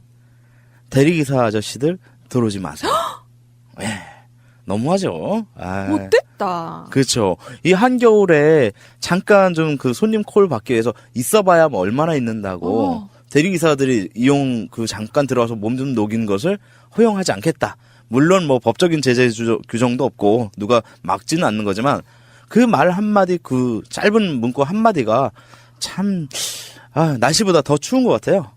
진짜 너무 정말 그렇죠. 못됐다 진짜. 네, 진짜 못됐죠. 근데 이제 그나마 다행인 게 우리 서울시는 그 지방자치단체 중에 이제 최초로 그 이동 노동자들을 위한 이제 쉼터를 서울시 중구, 서초구, 마포구에 이제 좀 마련을 했답니다. 네, 그래서 이제 방금 말씀드린 것처럼 뭐 대리운전 기사라든가 아니면은 퀵 알바하는 그런 그 오토바이 운전자분들 뭐 일 끝나고 나면 잠시라도 좀 쉴 수 있는 그런 공간을 마련했는데. 아니 좋은 것 같아요. 아니 네. 왜 요즘에 그 건널목에서 기다리는 사람들을 위해서도 약간 간이 천막 같은 거를 쳐놓은 곳이 가끔씩 눈에 띄거든요. 예, 서울시에서 지금 뭐 네네. 특히나 그 버스 정류장에도 네네. 천막을 쳐놓고 그러니까 있죠. 예. 그런 공간이 있는 게 정말 크거든요. 그럼요. 이런 공간에서 외부에서 일하시는 그런 노동자분들 함께 쉴 수 있도록 하는 그런 공간을 곳곳에 만든다면 훨씬 도움이 될 것 같아요. 그렇죠. 그런 공간들이 필요한 게 우리가 그 청소 노동자들, 청소 환경미화원분들 이분들은 시민의 눈에 띄지 않는 것도 업무의 일환이라고 했잖아요. 네. 근데 이분들이 시민의 눈에 띄는 결과는 청소를 어떻게 했느냐, 안 했을 때, 제대로 안 했을 때, 이럴 때만 눈에 띈단 말이죠. 그렇기 때문에 이분들이 우리에게 얼마나 고마운 존재인지 우리가 안다면 이분들에 대한 그 최소한의 인간적인 배려를 좀 해줘야죠. 하다못해 뭐 시골에서 돼지 농장을 하더라도 돼지 얼어 죽지 말라고 온도 유지시켜주는 것처럼 개돼지보다 못한 취급 받아서야 되겠습니까? 사람이, 노동자가. 네, 맞습니다. 아니 한파가 이제 갑자기 몰아쳤으니까 사실 아직까지 대비가 안 됐을 수는 있어요. 법이 미흡한 부분은 있다고는 하지만 이제 앞으로는 또 개선이 되려고 하는 노력이 필요하다고 생각을 하는데요. 예, 그래서 노동부는 그 지금 혹한기의 그 가이드라인을 준비하고 있대요. 그래서 외국 사례 검토해갖고 이번 2월이 가기 전에 2월 가이드라인을 내놓을 계획이라는데 2월 말이면 이 양반아 추위 다 지나가지. 그러게요. 그래도 뭐 안 하는 것보다는 나으니까요. 그나마 조금이라도 빨리 이런 가이드라인이 나왔으면 좋겠습니다. 안 그래도 힘든 하루하루에 한파까지 거들지 않아도 되는데 이렇게 한파까지 몰아쳐서 좀 많은 힘든 일을 겪고 계신 분들이 많은데요. 이게 자연재해 같은 경우는 미리미리 예방하는 게 사실은 제일 크잖아요. 네. 피해를 최소화하는 방법인데 아무리 소 잃고 외양간 고친다고 하지만 그래도 고쳤으면 좋겠습니다. 그마저도 하지 않는 경우도 있잖아요. 그렇죠. 네. 네, 노무사님 오늘 말씀 고맙습니다. 네, 감사합니다. 정치 이야기에는 수준이 없다. 삼촌, 정치가 뭐예요? 푸나 삼촌 정치가 뭐예요? 보현이 푸르나무님 안녕하세요. 안녕하세요. 안녕하십니까. 네, 요즘 들어서 사회가 참 어수선하다는 느낌을 많이 받습니다. 매서운 한파도 바람이 매서워가지고 정신을 잃도록 얼굴을 얻어맞아서 그런지 모르겠지만 시끄러운 뉴스도 많고요. 또 이제 올림픽이잖아요. 그래서 여러 가지 생각, 고민들이 쏟아져 내리는 시기가 아닌가 싶은데 그중에서도 보현님 오늘 어떤 고민들 골라오셨을지 궁금합니다. 네. 네. 저희 첫 번째 질문은 가까운 사람에 대한 이야기예요. 가까이 지내는 분들이 있잖아요. 다들 옆에. 근데 그분이 평소랑 다른 생각을 하는 것 같아 보이는 거예요. 이 사람을 오래 봤는데 이 사람이 요즘 옛날에 내가 알던 그 사람이랑 좀 달라지고 있어. 그런 거를 옆에서 보고 있을 때 나한테서 멀어지는 것 같다는 생각이 들기도 하고 이 사람 변하는 건 긍정적인 거겠죠. 좋은 일이겠지라고 생각하면서도 뭔가 서운하기도 하고 막 그런 거예요. 그리고 언젠간 나한테 본인이 변했다는 걸 말로 표현하는 날도 올 것 같고 이제 이런 것들을 계속 혼자 생각하면서 그 사람 옆에서 보고 있는 거예요. 그러니까 기분이 되게 이상하더라고요. 이렇게 옆 사람이 변화하고 있는 것을 지켜보고 있을 때 내가 해줄 수 있는 일이 있을까 좀 그런 생각이 들었어요. 보현님이 혼자 짝사랑하고 있는 뭔가 애정이 가득한 사람을 바라보는 듯한 느낌이 들어요. 부모님이 자식들 커가는 거 보듯이. 아, 그럴 때 그런 느낌인가요? 아, 남자죠? 아니에요. 여자예요? 네. 저는 이성애자지만 우리 바람둥이. 네, 저희 팀 남성은 아니고 저희 팀 멤버. 일종의 단짝 뭐 이런 개념일 수도 있죠. 단짝도 아닌데 한 순위? 친한 마음의 순위로 치면 그렇게 한 3번째 정도? 이런 시조가 있잖아요. 다정도 병인 양하여 잠 못 들어 하노라 뭐 이런 것처럼 여기서 다정이란 말은 정이 많다 이런 뜻이에요. 다정. 정이 많아서 여기저기 관심도 많고 관여하는 것도 많고 요거를 이제 만기칠남이라고 해요. 박근혜가 했던 바로 만기칠남. 대통령이 해야 될 것과 안 해야 될 걸 구분 못하고 이것저것 다 간섭한다 이런 뜻이거든요. 이렇게 말씀드리는 건 농담이고 사람 관계에서 가깝다고 느끼는 사람이 이를테면 그거 아니에요? 변하다는 개념이 뭐 여러 가지가 있겠지만 나로부터도 멀어지고 있다고 느끼는 거잖아요. 이 사람이 변하고 있는데 옛날 같으면 나한테 상해했을 이야기를 나하고 안 해. 그거예요. 네. 그러니까 그 상황에서 내가 느끼는 서운함일 수도 있는데 요건 이제 문제점을 빨리 파악해야죠. 상대가 평상시 때 안 하던 짓을 한다. 예를 들면 두 사람이 되게 친한 친구였는데 옛날에 성향이 똑같았어요. 진보. 그래서 이슈 하나 갖고도 막 이야기가 됐는데 어느 날 갑자기 생각이 바뀐 거야. 나한테 이야기를 안 해. 뭐 그럴 때 느끼는 서운함일 수도 있는데 일단 분석하는 거. 첫 번째, 사람은 있잖아요. 사람과의 관계에서 갑자기 변했다는 건 나에 대한 문제일 수도 있어요. 그 사람 생각이 바뀌어서가 아니라 그 사람이 나에 대해서 실망해서 자기에 대한 이야기를 나한테 해주지 않을 수도 있어요. 그 문제를 한번 그런 적이 있었나? 왜 내가 상대방한테 저렇게 보였지 하는 그 지점이 있나를 한번 찾아보세요. 뒤로 돌아가가지고. 자, 뒤로 돌아. 그리고 쭉 뒤로 한번 가보세요. 그럼 분명히 어떤 상황이 있을지 모르겠는데 오히려 상대방은 반대로 그것을 알아달라고 시위하고 있는지도 몰라요. 이 친구가 지난주에 얘기했던 그 친구예요. 일요일날 해고 통지를 받아서 제가 화를 냈던 그 친구. 그러니까 시위하고 있는 걸 수도 있어요. 그러겠네요. 나 불만이 있다는 걸 노골적으로 표시를 하면 상대방이 금방 알아채잖아요. 쟤가 왜 저러지?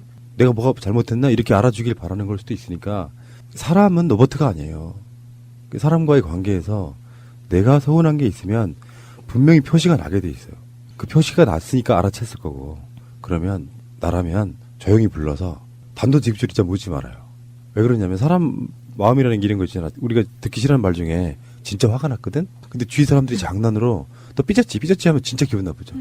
여자분들 그런 거 하지 말아요. 왜 무슨 이렇게 서로 대화하다가 남자 한 명 있어. 근데 좀 서운한 이 상황이 순간 발생했어. 주위에서 그거를 공감되게 이야기를 해주면 되는데 자기들은 분위기 어색하니까 그걸 넘어간다고 삐졌지? 라고 막 얘기하면 진짜 기분 나쁘거든. 진짜로 삐지는 상황이 그것 때문에 와요. 그러니까 구체적으로 묻지는 말고 뭔가 좀 대화할 수 있는 시간을 만들어가지고 자연스럽게 한번 물어보는 방법을 한번 찾아보세요. 뭐가 문제였는지. 그리고 가장 쉬운 방법은요. 그분을 내 앞에 데려와요. 내가 알아볼 테니까. 그러네. 이거 되게 쉬운 거예요. 우리 분화님께서 직접 상담을 해주시겠다고 합니다. 일단 만나서 얘기를 해볼게요. 두 번째 질문입니다. 두 번째 질문은 리더십에 대하여. 그거 중요하지. 우리 지금 얘기하고 있는 우리 3명 다 어떤 집단의 대표를 한 경험이나 어떤 현재 그렇게 하고 있거나 그렇잖아요. 이제 저도 그런데 제가 어디서 이제 외부에서 말할 일이 많잖아요. 그러면 이게 저의 개인적인 생각인지 우리 팀, 우리 회사의 이야기인지를 사람들이 헷갈려 하는 거예요.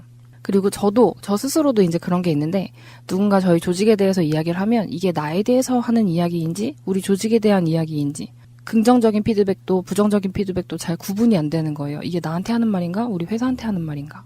이거를 나와 내가 속한 내 집단, 내가 대표하고 있는 우리 집단을 어떻게 내 마음에서 분리를 하고 그거를 어떻게 행동으로 하면 좋을까? 좀 이런 고민이 요즘 들더라고요. 되게 저로도 항상 공감하는 그런 질문인 것 같아요. 근데 분리가 안 돼요. 안 되나요? 잘 안 돼요. 그리고 저도 그래요. 어쨌든 간 대표를 맡고 계시잖아요. 대표를 맡은 이상 개인은 공식적인 다른 자리에 갔을 때 개인은 없다고 생각해요. 어떤 말이든 다 공식적인 입장이기 때문에 항상 조심해야 될 수밖에 없다. 그렇지만 사실은 저도 인간이기 때문에 제 개인적인 감정이 가끔씩 드러날 때가 있거든요. 이것을 어떻게 자제하냐가 사실 끊임없는 고민인 것 같아요.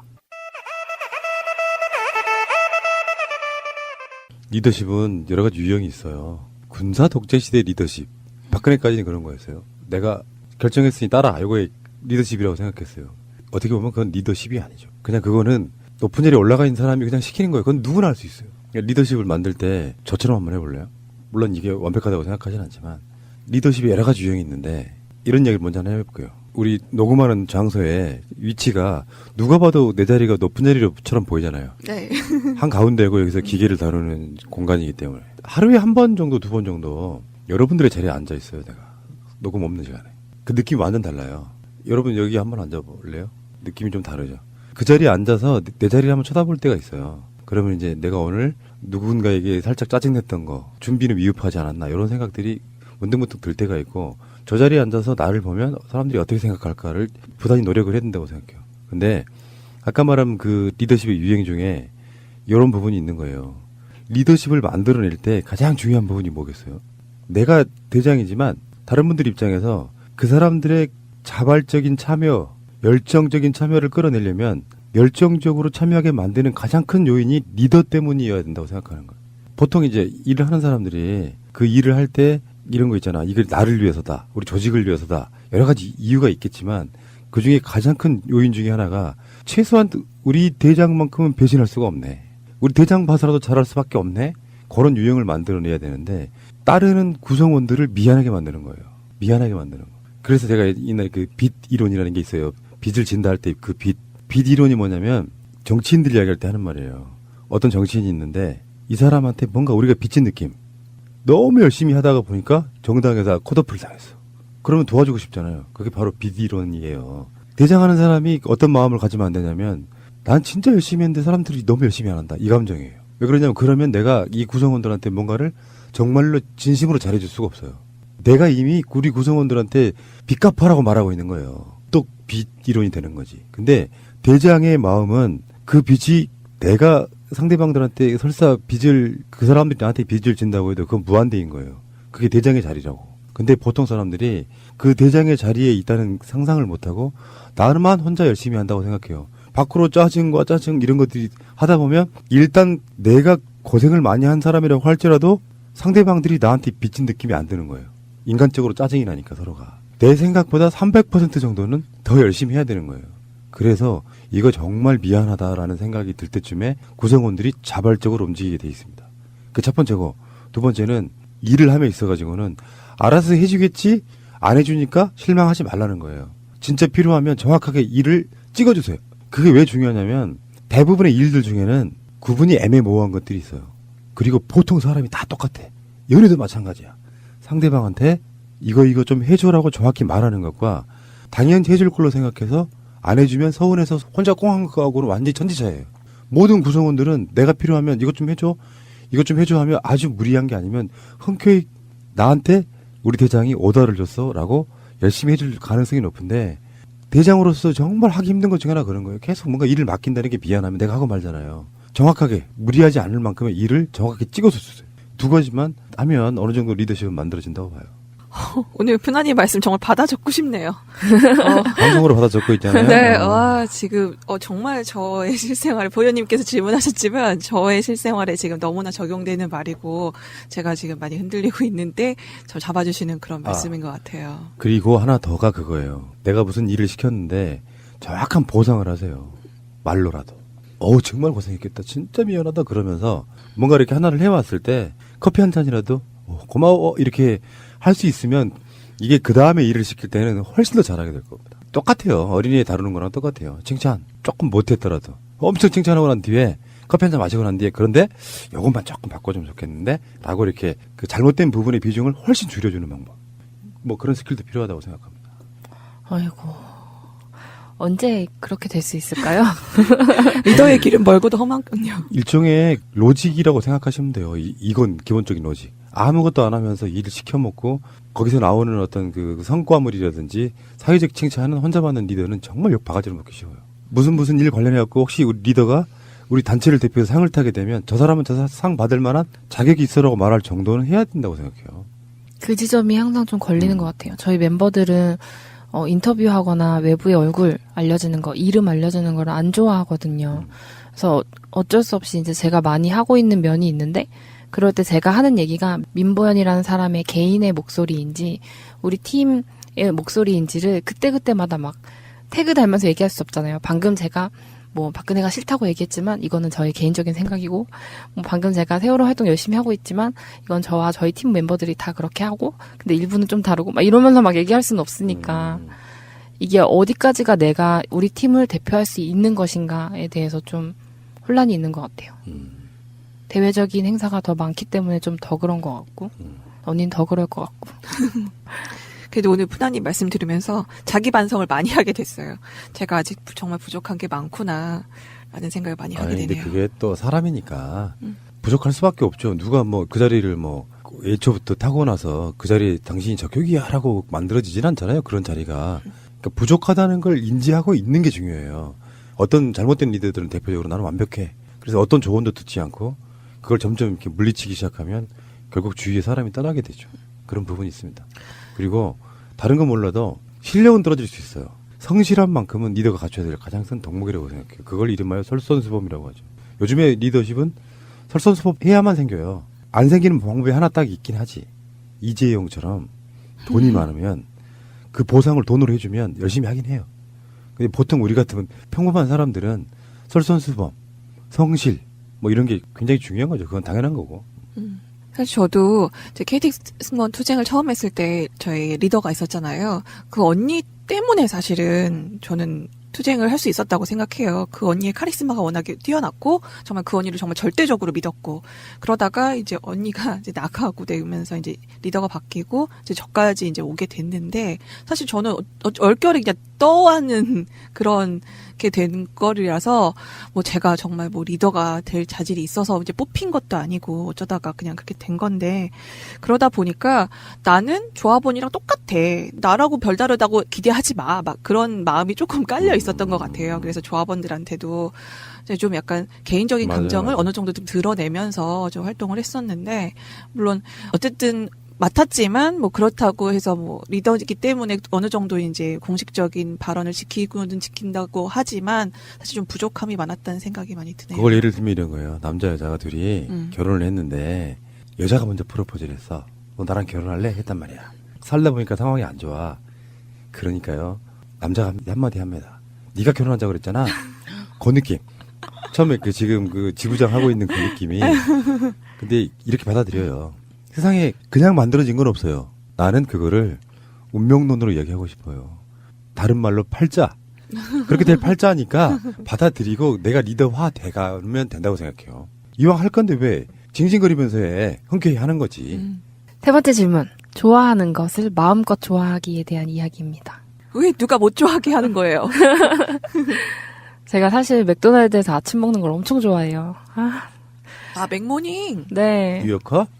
흉내내는 거야? 그런 느낌이 막 있는 거예요. 왜 이렇게 좋아해? 막 다음날 아침에 맥도날드 가서 맥모닝 먹을 수 있다 생각하면은 막 두근두근해서 일찍 잘 수 있어요. 그래요? 그 맛있어요? 캐릭터 짱. 짱. 너무 좋아해요. 그 시간이 너무 좋아요. 아침 시간이 좋은 거예요? 아니 그 메뉴가 너무 맛있는 거예요? 맛있는 거죠. 엄마가 해주는 아침 기대 안 돼요. 근데 맥도날드 가서 아침 먹는 날이다 이러면 완전 기대돼요. 근데 난 그 입맛이 있다는 게 신기한데. 어떤 메뉴? 핫케이크, 팬케이크, 팬케이크 말고 해시 브라운? 그냥 그 세트 있잖아요. 네. 맥모닝에다가 그게 감자튀김 네, 이거 네, 네. 동그란 거랑 커피 큰 거. 이렇게 해서 먹는 게 너무너무 좋아가지고. 근데 이게 사실 좀 말하기 부끄러운 거예요. 내가 맥모닝 세트를 좋아한다. 아니, 그게 왜 부끄럽지? 일단 환경 이런 거에 관심 갖고 있기도 한데 이제 맥도날드 그런 거 다 쳐버리잖아요. 그리고 맨날 노동자 착취에다가 그렇죠. 엄청 장난 아닌 회사잖아요, 사실. 근데 그 회사에서 아침 먹는 심지어 패스트푸드. 건강에 좋지도 않은 거. 심지어 제 몸매가 이렇게 날씬한 몸매도 아닌데. 날씬해요. 아이고, 감사합니다. 엄청 날씬하시지. 그 정도면 최고지. 저희가 사는 데 있어서 아무것도 도움이 안 될 것 같은 맥모닝 세트를 좋아한다는 게 제가 어디 가서 말하기가 부끄러워서 말을 한 적이 없어요. 오늘 처음 하는 거예요. 근데 이것을 좋아하는 게 부끄러워서 말을 못하니까 이걸 좋아하기가 싫어지는 거예요. 이게 좋아하고 싶지 않다. 이 좋아하는 내가 싫어지는 거. 내가 맥모닝 세트를 좋아한다는 게 납득이 안 되고 이해하기가 싫고 받아들이기가 싫었는데 서브웨이를 만났습니다. 서브웨이를 가봤더니 거기도 괜찮더라고요. 거기는 음식이 튀긴 게 없고 제가 샐러드류를 좋아하는데 싱싱해 보이는 것들이 많이 들어가는 거예요. 근데 미국 뭐 유럽 이런 데 많이 퍼져 있대요. 맥도날드랑 수가 비슷하다고 하는데 샌드위치를 즉석에서 만들어주는 그런 특이한 곳이에요. 그리고 그냥 일반 밀가루빵을 쓰는 게 아니라 곡물빵을 쓰고 샐러드가 많이 들어간다는 게 좀 특이해요. 서브웨이를 좋아하게 되면서는 서브웨이를 좋아한다고 말을 할 수가 있을 것 같은 거죠. 그러니까 마음이 일로 막 움직이는 거예요. 맥모닝 세트에서 서브웨이로. 그래서 오늘 저 서브웨이 좋아합니다라고 얘기를 할 수 있을까 싶어서 찾아봤더니 서브웨이는 가맹점을 그렇게 그러니까 우리나라에선 모르겠는데 외국에서는 가맹점 주인들을 이렇게 착취를 해가지고 그게 또 문제가 됐던 거예요. 그리고 샐러드가 많아서 막 초록색이고 막 이런 이미지 때문에 싱싱하다고 생각했는데 알고 봤더니 거기에 항생제가 너무 많아서 각 나라 각 정부에서 다 경고를 먹었더라고요. 썩질 않는구나. 항생제 때문에. 나는 무엇을 좋아해야 되나. 그러니까 좀 당당하게 나 이거 좋아합니다라고 말하면서 좋아할 수 있는 것들을 찾아내고 싶은데 되게 어려운 측면이 있는 거예요. 오늘은 어떤 것을 마음 놓고 좋아하고 계신지 이런 것도 좀 궁금하기도 하고 이 마음 놓고 좋아하는 거에 대해서 저는 사회 탓이 좀 크다고 생각하는데 그런 나쁜 회사들이 그렇게 대기업이 돼서 저희 안산까지 있는 거잖아요, 사실. 네, 그거에 대해서도 좀 한탄스럽기도 하고 좀 그런 얘기를 해보고 싶었어요. 오케이. 아, 보현님 너무 귀엽다. 고민에 갈래가 사실은 2개나 있는 상황이거든요. 근데 일단 내 이야기부터 한번 풀어봅시다. 내가 담배를 핀 게 대학교 때예요. 담배를 피기 시작한 게. 근데 제가 불과 한 5년 전까지만 해도 양담배를 안 피웠어요. 왜 그러냐면 사실 국산 담배가 질이 좀 떨어지는 부분이 있어요. 담배를 이렇게 담아두는 거 보면 정말 촘촘하지 않고 좀 적게 집어넣은 게 보이지, 원료가. 그래서 이제 말보로라든지 마일드 세븐 같은 뭐 미국과 일본을 대표하는 그런 양담배들을 주위에서 막 필 때도 나는 양담배를 안 피웠어요. 이유가 되게 정말 웃긴 거야. 내가 매국노가 되는 느낌이었어요. 어렸을 때부터. 그러니까 한번 내가 그 원칙을 정해놓으니까 나이가 먹어서 뭐 군대도 갔다 오고 사회생활하고 그래서 10년, 20년 이렇게 지날 때까지 양담배를 안 피우고 못 피우는 거예요. 양심이 찔려가지고. 아까 그거랑 좀 비슷해요. 이걸 그냥 먹자니까 뒤에 막 그렇게 따지면은 먹을 게 없어. 커피는 안 그래? 뭐 그래서 공정무역 커피가 나오는 거잖아요. 그래서 생각해보니까 그렇게 따지면 먹을 게 하나도 없어요. 그러니까 내 마음속으로 개념은 같대. 알고 있으면 안 하면 좋고 대안이 있다면 그거 있을 수 있는데 대안이 없을 경우가 꽤 많잖아요. 일단 먹거리 같은 데서는. 그러니까 사회적으로 먹는 것까지 공적인 개념이 들어가 있는 거예요. 요거는 유통 구조가 잘못되고 갑질하니까 못 먹겠다 하면은 당연히 그렇게 하면 좋지. 예를 들어서 한국 사회가 그런 거예요. 롯데가 한참 막 그 갑질로 문제가 됐을 때 롯데리아 안 가기 운동 이런 거 했잖아요. 근데 사회가 전반적으로 같이 참여를 안 해. 우리나라에서 가장 좀 운동 중에 좀 허접한 것 중에 하나가 불매운동인데 그게 오래 가질 않아. 내가 당장 불편하거든요. 왜 그러냐면 내 생활 주변에 그렇게 많이 들어와 있기 때문이야. 롯데리아를 안 가면 한참 걸어가서 또 딴 데를 가야 되는데 거기는 또 아까 말한 그 문제가 있는 맥도날드야. 또 한참 걸어가면 뭐가 또 있어서 할 수가 없는 부분이 있어가지고 방법은 없을 것 같아요. 근데 이제 가끔씩은 착한 가게 이런 게 있기는 한데 우리가 그걸 어떻게 다 하냐고. 우리 주위에 뭔가가 있는 거를. 그래서 자꾸 이런 거를 스스로를 셀프로 갈군다고 해요. 나를 못 살게 구는 거야. 고객적 관점 때문에. 그렇게 너무 매달려 살지를 말되 내가 좋아하는 사람은 개념 있게 행동하는 사람이 아니고요. 내 생각은 개념 있는 사람이에요. 보현님은 그 여러 가지 갑질이나 이런 문제 때문에 개념 있게 행동하려고 하잖아요. 그러면 내가 생활이 불편하니까 일단 개념만 갖춰도 된다고 생각하는 거지. 가성비나 효율성이 떨어지는 거예요. 생활하면서. 그런 걸 너무 무식하니까 먹을 것도 없고 입을 것도 없고 쓸 것도 하나도 없는 거야. 지금 몰라서 그렇지. 보현님이 머릿속에 지금 갖고 있는 입고 있는 옷부터 시작해서 그 모든 것들이 사실은 그 갑질이나 대기업의 횡포나 이런 게 다 포함되어 있을 거예요. 그러면 이제 발가벗고 살아야지. 쫄쫄 굶고 살아야지. 어떻게 살아. 그러니까 그 공적인 개념을 갖추면서 알고 있을 때 행동으로 옮기는 건 좋지만 너무 자기 스스로를 갈고가지고 별 고민을 안고 사는 그런 방식은 자기한테 도움 별로 안 된다고 생각해요. 현실이 그러하니. 맞아요. 똑같은 증상을 사실 저도 비슷하게 겪고 있는 게 옷을 입으면서도 이 폭스퍼 어떡하지 이거? 이 여우 한 마리 그러면서 죄책감을 느끼고 또 얼마 전에 이재용 집행유예 된 거 보고서는 이 삼성 핸드폰을 진짜 어떻게 저번에 LG로 바꿀 걸 잘못했네 막 이러면서 죄책감을 막 또 느끼고. 나는 삼성 안 쓴 지가 10년이 훨씬 넘었어요. 그러니까 그게 팬이 그림 그리는 걸 좋아하다 보니까 이게 이거밖에 없어서. 그러니까 불매운동에 동참하지 못하는 데는 어떤 좋아하니까가 되게 강력하잖아요, 사실. 네. 사실은 핸드폰 안 쓰기 같은 건 괜찮아요. 나는 실행을 옮기고 있잖아. 왜? 대안이 있으니까. 실제로 LG 핸드폰이 내 써본 결과는 삼성폰보다 좋아요. 성능, 기능. 더 나았으면 나았지 더 떨어진다고 생각하진 않아요. 근데 이미지 때문에 그 열받는 게 그거잖아. 아이폰 쓰는 분들. 왜 배터리 그 관련해가지고 조작했던 게 최근에 나와서 막 거기에 소송하고 난리 났잖아요. 근데 물어봤어요. 그 아이폰 쓰시는 바로 우리 방송 패널 중에 한 분한테 왜 아이폰 쓰냐 그러니까 이유가 없어요. 그러니까 갑질 그렇게 당하면서도 그냥 쓰는 거야. 아이폰 써야만 개념이 있다고 생각하는 그 착각 버려. 네, 정말 마음 편히 모든 걸 사랑할 수 있는 그런 세상이 왔으면 좋겠습니다. 내가 갖고 있는 그런 생각들 그런 것들 때문에 본인 생활이 막 불편해지고 막 힘든 거잖아요. 생각이 너무 쓸데없이 많은 거지. 개념은 갖추되 그 개념을 갖추려고 하다 보니 생활이 막 불편해질 정도로 하면 오히려 운동의 효율성, 그런 게 좀 떨어진다고 저는 생각하거든요. 당장 급하게 어딘가에 운동을 하러 가야 되는데 내가 가는 길목에 롯데리아밖에 없다. 맥도날드밖에 없다 그러면 롯데리아 거 사 먹을 수도 있다고 생각해요. 더 중요한 것이 뭔지, 무엇이 중요한지를 한번 생각을 해야 되겠죠. 무엇이 중요하죠?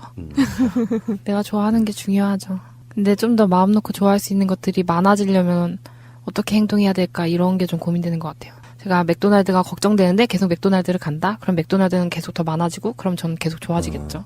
아니, 본인 자체가 그건 사회적인 거고 본인 자체가 본인의 양심에 찔리는 부분도 있겠지만 사회적 시선을 더 의식하는 사람이어서 그럴 수도 있어요. 남들이 나한테 이 사람 맥도날드 간다고 흉보면 어떡하지? 하는 그 의식하고 있는 그것들이 너무 본인 자체의 생활을 불편하게 만드는 거예요. 근데 이게 나이를 먹잖아요. 그러면 어느 정도 벗어날 수 있어요. 이게 젊다는 사람들의 대표적인 저는 장점이라고 생각해요.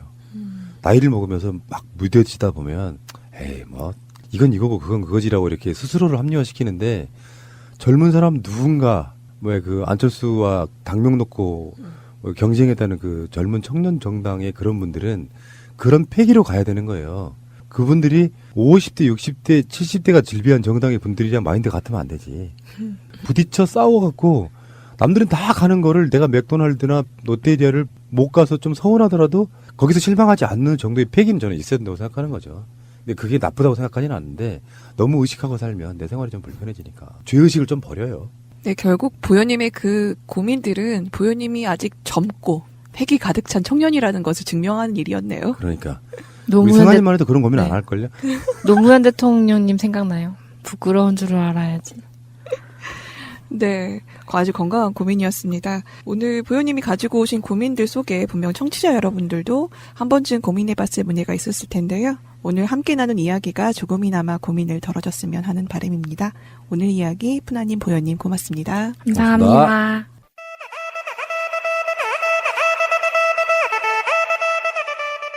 평창 올림픽 북한과 함께하는 것에 대해 논란이 많은데요. 북한과 직접 교류를 겪었던 세대와 우리의 소원은 통일이라는 노래와 북한을 나쁜 악의 존재로 표현한 영화를 동시에 접한 세대들, 그리고 막연히 통일과 평화, 북한의 체제에 대한 사실만 교육받은 세대는 각자 다른 생각을 가지고 있을 텐데요. 함께 붙어 살아갈 수밖에 없는 친구, 이웃 같은 존재인 북한. 누구에겐 오랜 원수일 수도, 소문으로만 듣던 깡패일 수도, 또 새로 전하고 낯선 친구일 수도 있겠지만 지금 이 시간은 우선 즐거운 스포츠를 함께 보며 웃고 환호하는 한 팀이지 않을까 생각해 봅니다. 오늘의 자갈자갈 여기까지 이야기 나눠봤습니다. 우리는 다음 주에 만나요. 꼭 알아야 할 어제의 뉴스. 모처럼 만에 남북 화해 분위기에서 나온 북한의 문재인 대통령 방북 초청. 중국 언론은 이를 중요한 신호로 규정하면서 배경에는 전쟁 가능성을 없애기 위한 관련국들의 끊임없는 노력이 있었다고 평가했습니다. 기대감을 나타낸 이런 반응과 달리 일본은 의심을 거두지 못하는 눈치입니다. 요미우리 신문은 북한이 가장 무너지기 쉬운 한국을 목표로 삼아 한미일 분열을 꾀하고 있다고 우려했습니다. 아사히 신문은 북한이 미국에서 한국을 떼어내 국제사회의 제재 포위망에 구멍을 내려야 한다고 분석했습니다. 어떤 식으로든 답을 해야 하는 한국이 상당히 곤란한 처지, 기로에 선 상황이라는 생각은 중국과 일본 모두 마찬가지입니다. 하지만 해법에 대한 훈수는 확연히 엇갈립니다. 중국 언론은 일단 대화를 이어가는 게 중요하다고 강조했습니다. 북한의 제의는 올림픽 이후에도 핵미사일 개발 활동 중단을 지속하겠다는 의미라면서 대화를 이어가며 실질적으로 문제를 해결해 나가야 한다고 주장했습니다. 그러면서 어렵지만 문 대통령이 미국을 설득할 수 있다며 기대감을 나타냈습니다. 일본 언론은 그러나 핵 문제가 빠진 관계 개선은 안 된다며 선을 그었습니다. 북미 대화를 끌어내기 위해 한국이 서두르는 모습에서 위험을 느낀다며 속도 조절을 거론하기도 했습니다. 문 대통령의 방북 가능성에 대해서는 중국 언론은 대체로 높게 봤지만 일본은 당분간 가능성이 크지 않다는 쪽이 우세합니다. 이낙연 국무총리가 김여정 조선노동당 중앙위원회 제1부부장 등 북한 대표단을 반갑게 맞이합니다. 이 총리와 북한 고위급 대표단은 환담 후 오찬장으로 향했습니다. 오찬장 헤드테이블에는 이 총리를 중심으로 양쪽에 김여정 부부장과 김영남 상임위원장이 앉았습니다. 도종환 문체부 장관과 조명균 통일부 장관, 강수진 국립발레단 감독과 북측 최휘 국가체육지도위원장, 김성애 조국평화통일위원회 서기국 부장이 같은 테이블에서 식사했습니다. 오찬 분위기는 대체로 화기애애했던 것으로 전해졌습니다.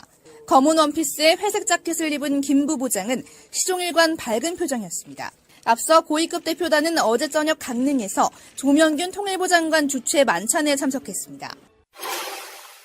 주요 외신들은 김정은 북한 노동당 위원장의 특사 자격으로 한국을 찾은 김여정의 일거수일투족에 큰 관심을 보였습니다. Kim Yo-jong is the first member of the ruling family to cross into the South since the Korean War. 미국 워싱턴 포스트는 김여정을 도널드 트럼프 미국 대통령의 장녀 이방카 트럼프에 비유하며 북한의 이방카 트럼프가 한국 사람들의 마음을 사로잡았다고 보도했습니다. 세계인의 축제 올림픽이 시작됐지만 검찰의 물밑 수사는 바쁘게 돌아가고 있습니다. 개회 당일 다스 협력업체 금강의 이영배 대표를 소환한 데 이어 강경호 다스 대표이사를 불러 다스가 BBK 투자금 140억 원을 돌려받은 경위 등을 캐물었습니다. 최근 다스의 해외 소송비를 삼성이 대신 내줬다는 의혹과 관련해선 압수수색 결과물을 분석하는 작업을 이어가는 등 이학수 전 부회장 소환에 대비하는 분위기입니다. 검찰 관계자는 올림픽이 시작되면 공개 수사를 자제하겠다는 것이지 수사를 아예 안 하겠다는 것은 아니다라며 올림픽 기간에도 최대한 수사망을 넓혀갈 것을 시사한 바 있습니다. 군 사이버사령부의 정치 개입 사건을 축소 은폐한 의혹에 대한 수사에도 다시금 속도가 붙고 있습니다. 군 수사 당시 조직적 대선 개입은 없었다는 사실상의 가이드라인을 마련한 혐의를 받는 백낙종 전 국방부 조사본부장이 구속되면서 검찰은 한 차례 고비를 넘긴 모습입니다. 김관진 전 국방부 장관 등 윗선을 향한 수사가 탄력을 받게 되면서 백 전 본부장도 기소 전까지 강도 높은 조사는 불가피할 전망입니다. 이 전 대통령을 주범으로 적시한 국정원 자금 불법 수수 의혹과 관련해서도 권재진 당시 청와대 민정수석 등 윗선을 향한 수사 행보를 이어가는 등 지방선거 때 합해질 그 모든 투표 행위들에 있어갖고 너도 나도 할 것 없이 투표장으로 나가는 운동이 벌어져야 된다는 당연히 하죠. 저희들이 할 것이고요. 저희는 또 그걸 넘어서 지난 3일날 어떤 시민의 눈 최초로 이제 전국 조직화에 나섰고 총회를 성공했거든요. 그래서 15일 본 선거까지 다 감시할 겁니다. 그래서 전 후보를 영상으로 전부 촬영해서 허위, 공갈, 협박, 국가 비밀 누설 이런 자들을 모두 다 고소고발할 것이고요. 더 나아가 이제 투표율을 높이는데 우리 지방선거 개헌이 투표가 이루어지지 않더라도 적어도 국민의 힘을 촛불혁명의 정신을 이으려면 70% 넘기자. 지방선거도. 그다음에 그래야만 이후에 개헌을 힘받을 수 있게 할 수 있다. 이런 정신으로 아마 시민의힘도 크게 새날을 곧 찾을 겁니다. 굉장히 오랜 시간 동안 기대해왔던 정권교체가 끝이 아니라 시작이라고 우리가 이야기해왔지만 막상 내 삶이 바쁘다 보니까 내가 뭘 해야지? 굉장히 많은 분들은 아직도 뭐 온라인상에서나 이렇게 여러 가지 활동들을 하시는데 실제로는 누가 말씀하셨던 것처럼 김갑수 작가님 말씀하셨던 것처럼 문재인을 대상화하지 말고 나라고 생각하면 이 상황에서 우리가 할 수 있는 거 희한하게 대선 투표율 높지만 총선 좀 떨어지고 지방선거 떨어지고 재보선 떨어지잖아요. 그 국민들 얼마 되지도 않는 뭐 20%, 15%의 투표율 같은 걸로 국민을 대표하는 지금까지 적폐가 있었거든요. 법이 그렇다면 어쩔 수 없죠. 직접 국민이 나서서 투표를 올리는 수밖에 없죠. 근데 안타까운 건 사실은 그게 있어요. 그러니까 더불어민주당이 121석 아닙니까? 그다음에 사실은 국민들이 야권이라고 당시 지금은 야권이라고 얘기했던 국민의당의 의석수가 20석이 넘었단 말이에요. 그러면 사실상은요. 국민의당 내부의 구국민의당이라고 해야 되나 이제 국민의당의 의석수만큼 더하면 사실은 150석이 넘습니다. 가까이 있거든요. 그러니까 국민의 명령은 정부가 민주 진보 정치를 펼치라는 거였거든요. 그런데 이 당들이 배신을 하고 나간 거 아닙니까 사실은 분열하고. 그래서 지금 민의가 굴절되고 있어요. 근데 이번 지방선거에서 이들을 단죄하고 물론 뭐 보궐선거지만 그게 몇 자리가 될지 모르지만 이것을 가져오는 것 찾아오는 것이 촛불혁명의 연속선에 있다. 이런 측면에서 이번 지방선거는 반드시 우리가 과거의 지방선거하고 남다른 굉장히 특별한 촛불혁명 이후에 최초로 시행되는 지방선거 이거를 반드시 우리가 되찾아오지 않으면 문재인 정부도 상당히 힘들어질 가능성이 있어서 각고에 지금부터 노력해야 된다. 적폐 세력으로부터 민주주의 구출하기. 이런 좋다. 거예요. 예, 비하인드 뉴스를 시작하겠습니다. 오늘은 서복현 기자가 나와 있습니다. 첫 번째 키워드부터 볼까요? 예, 첫 번째 키워드는요. 휘파람 부는 1호 초상화입니다. 예, 오늘 많이 이야기가 됐던 것 같은데 1호라고 하면은 이제 보통 북한에서는 김일성을 이야기하는 거고 그래서 1호 초상화하면 북한에서 김일성 주석이 그려진 얼굴 초상화 이야기하는 거죠. 그렇습니다. 예, 어제 여자 아이스하키 단일팀 경기에서요. 북한 응원단이 북한 가요인 휘파람을 부르면서 남성의 가면을 썼습니다. 예. 이를 놓고 김일성 가면이다 이런 주장이 제기되고 있습니다. 예. 젊은 시절 김일성과 가면의 얼굴이 흡사하다는 겁니다. 이에 대해서 통일부가 설명을 했다고 하죠? 그렇습니다. 한 언론사는 김일성 가면 쓰고 응원하는 북한 응원단이라는 기사를 인터넷에 올렸었는데요. 예. 통일부가 곧바로 자료를 냈습니다. 그러니까 잘못된 추정이다. 북측 관계자 확인 결과 그런 식으로 절대 표현할 수 없다고 확인했다. 이렇게 설명을 했습니다. 예. 휘파람을 노래할 때 남자 역할 대용으로 가면을 썼다는 건데요. 예. 휘파람의 가사를 보면요. 이런 가사가 나옵니다. 복순이네 집 앞을 지날 때 이 가슴 설레어 나도 모르게 안타까이 휘파람을 불었네. 그러니까 만약에 가면이 예. 김일성 가면이라면 이 복순이에게 휘파람을 부는 남성으로 김일성 전 주석을 북한 응원단이 묘사한 것이 되는 겁니다. 여러 정황상 맞지 않는 거다. 그런 설명인 거군요. 예. 자, 그런데도 이제 정치권에서는 계속 공방의 소재가 되고 있는 것 같습니다. 그렇습니다. 한국당은 일단 누가 봐도 김일성 얼굴이다. 북한에 사과 요구하라. 이런 논평을 냈고요. 예. 국민의당도 위원장의 출마도 거론 중입니다. 이 지역의 다른 국민의당이나 빠당이나 이런 데가 좀 접근하는 게 좀 예의가 아닌 게 싶다. 신안이 우리 그때 김대중 대통령 정신을 또 이었고 있는데 건방지게 숟가락 얹으려고 하지 마라. 이거는 이제 선거에 있어서 핵심 포인트는 득표율 15%예요.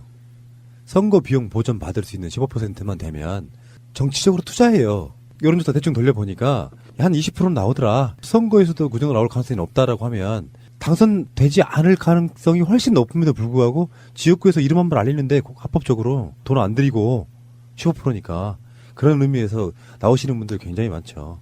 이곳에서 출마가 점쳐지는 이윤석 전 의원은 이분은 민주평화당으로 갈아타신 분이네요. 그런 이야기를 한번 해보고 싶은 거거든요. 왜 6개 지역구 이야기만 하느냐 이런 게 아니라 지금 지방선거를 계기로 해서 민주당하고 자유한국당하고 3석 차이 정도 날 거예요.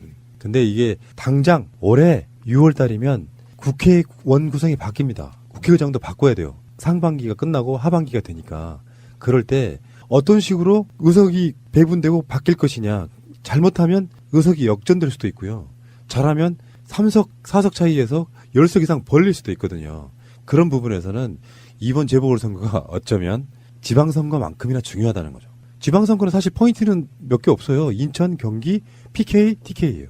그 정도만 선방하면 민주당이 대승했다 이렇게 이야기할 수 있는 그 부분인데 근데 국회의석은 또 그게 안 바뀌어서 만약에 한 간발의 차이로 역전당한다거나 이런 게 생길 수 있어서 지금 최근에 이계호 전남의 유일한 의원이 전남지사 나가려니까 나 사퇴하려 하니까 당에서 막 말리다가 왜 말려? 나 나가고 싶어 막 이렇게 약간 잡음이 있었던 걸로 기억하는데 한 석이 아까운 거죠. 지금 121대 117이니까 여기서 10석을 가져오면 사실 다 가져오면 131대 또 빠져야 되는 거죠. 그러니까 문재인 정부의 중말기에 힘있게 개혁을 하는 거고 만약에 여기서 이제 재보선을 못 가져올 경우에는 상당히 이제 문재인 정부의 중기 말기에 어려움이 처해야 할 거다. 지금 저렇게 발목을 잡고 있지 않습니까? 그래서 저는 이번에는 좀 국민적 재보선이 돼야 되는 거 아니냐. 그렇죠. 지역보다도 큰 대승적 차원에서 좀 예를 들면 A 지역이 재보선이 있다 그러면 거기에 깨어있는 시민들이 벌떼처럼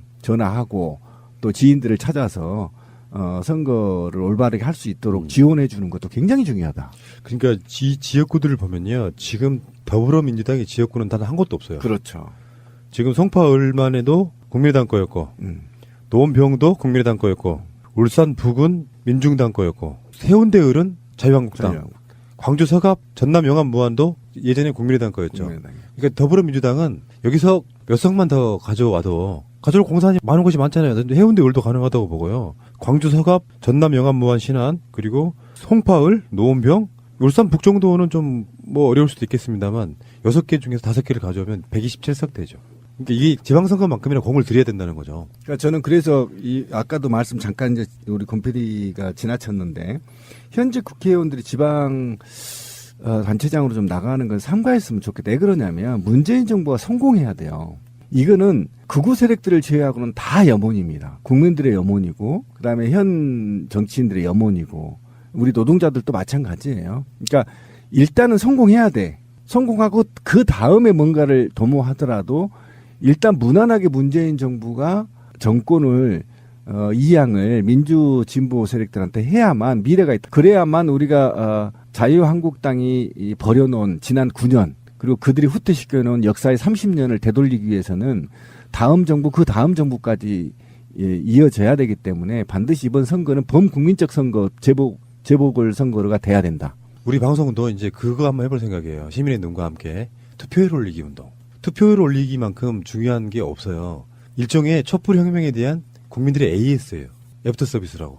촛불로 박근혜 파면시켰는데 투표율 올려서 합법적으로 기득권을 물갈이 해주는 거잖아요. 그러면 지방선거 때 6월 자유한국당 공천이 없었기 때문에 가능했던, 새누리당 공천이 없었기 때문에 가능했던 바로 그 지역이고요. 다음 지역으로 한번 가볼게요. 울산 북인데 여기는 윤종호 민중당 의원이 당선 무효가 됐어요. 선거법 위반이라고 해서. 진보세가 정말 강한 지역이에요. 그 울산 중에 공장이 많은 지역. 노동자들이 많은 지역이죠. 네. 그래서 민주당에서는 이상원 지역위원장과 이경훈 전 현대차 노조위원장이 유력 주자로 거론이 되고 있고요. 한국당에서는 윤두환 당협위원장과 박대동 전 의원이 거론되고 있습니다. 정의당에서는 조승수 전 의원, 그리고 민중당에서 권오길 전 민주노총 울산본부장이 각각 출마를 선언했습니다. 근데 여기는 정의당 입장에서 보면 다른 지역은 우리가 양보할 수 있어. 우리한테 이거 밀어줘. 이런 관점으로 갈 가능성도 있는 거죠. 그러니까 그쪽은 노무현 대통령이 출마를 선언한 첫 지역이죠. 굉장히 의미가 있는 지역이에요, 북구는. 예. 최경환 들어갔죠. 홍문정 들어갈 거죠.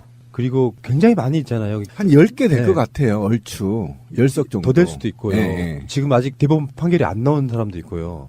이걸 빨리 치러내야 되는데 올해는 아마 뭐 시민님 말씀처럼 단체장 출마하고 이런 사람들까지 합치면 한 10석 정도 되지 않을까 하는데 이렇게 10석 이상 뭐 2자리 숫자로 넘어가면은 이걸 미니총선이라고 하죠. 그렇죠. 이 분위기 속에서는 이제 민주당 입장은 굉장히 좀 유리한 건 사실이에요. 좀 몰아줘야 됩니다. 왜 그러냐면 개헌도 있고 또 향후 문재인 정부 정책 성공을 위해서라도 좀 몰아줘야지. 지금 이게 한국당이 저렇게 발목을 잡고 있으니까 아무것도 못하고 있는 입장이고 또는 이 좋은 정책들이 국민들한테 직접 몸에 와 닿지 않는 거잖아요. 그래서 좀 한쪽으로 몰아줘야 된다 이번에는.